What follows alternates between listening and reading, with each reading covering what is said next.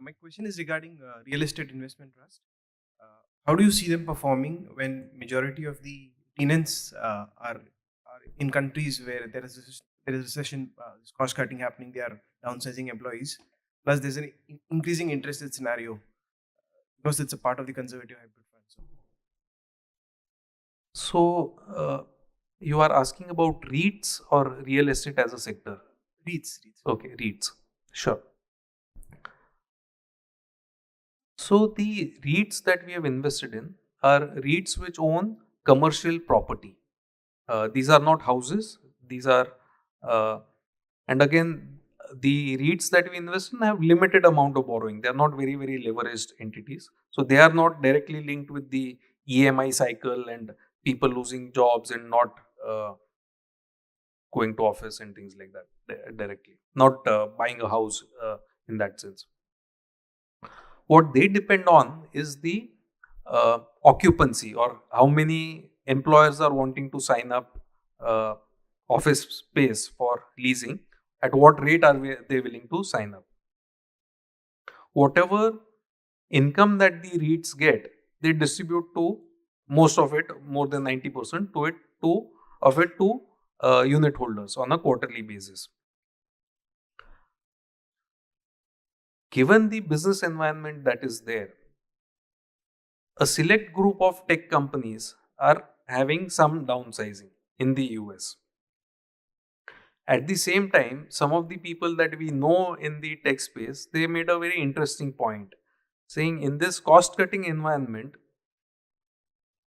and especially after COVID, in the remote working environment, where people figured out that it didn't matter whether the person was sitting next to you or sitting maybe hundreds of kilometers away, as long as the work got done. So, a lot of people started employing people remotely, so in distant geographies. So, people from developed countries would have developers sitting in a country like India and stuff like that. That is one way of cost cutting, cutting out a developed country employee and doing that work in a low cost country like India. So,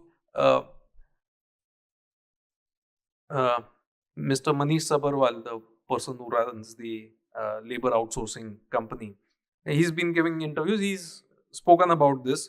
He has his ear to the ground. A lot of people are setting up captive centers here or contracting out work here.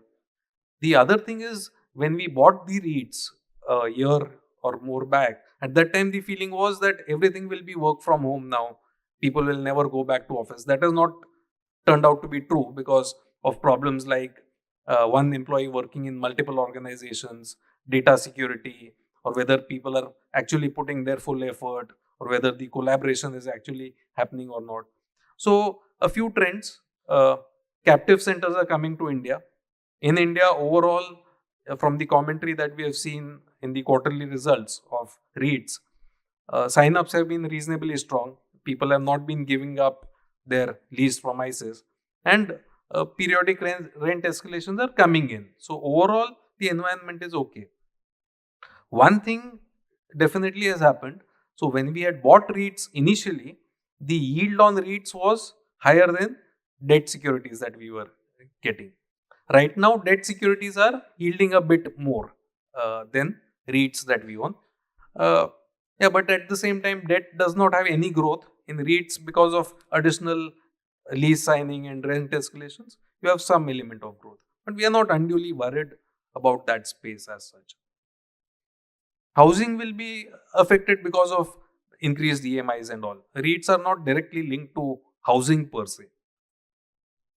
Just in addition to it, have you considered any InvITs which are listed right now? So, REITs plus InvITs have a limit of 10% overall. Between the two, I think REITs are at a more attractive place, but we do track InvITs as well. And if we find something attractive, we'll have that appear in the portfolio as well. Mutual fund investments are subject to market risks. Read all scheme related documents carefully.